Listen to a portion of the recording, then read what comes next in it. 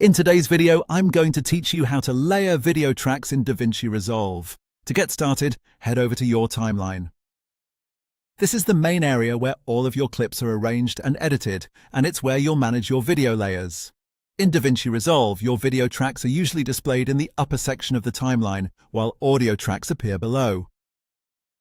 If you're planning to stack clips on top of each other, such as adding overlays, titles, graphics, or extra footage, this is the section you'll be working in. Once you're looking at the video track area, take a moment to notice how the tracks are organized. Each track acts like a separate layer.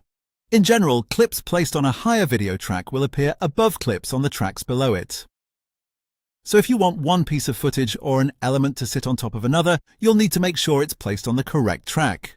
If you need to add another video track, the process is very simple. Move your cursor into the video track section of the timeline, then right-click in that area. A menu will appear, and from there, choose the option to add a track. As soon as you do that, DaVinci Resolve will create a new video track for you, giving you more space to layer content and organize your edit more effectively. This is especially useful when your project starts getting more complex. For example, if you're combining multiple clips, adding visual effects, or placing text and graphics above your main footage. Extra tracks help keep everything clean and manageable.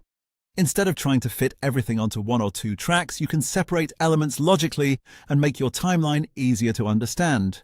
If you want to change the position of a track, you can also do that directly from the same area. Just right-click the track you want to adjust, then choose either Move Track Up or Move Track Down. This allows you to reorder your layers so that your clips appear in the correct visual order.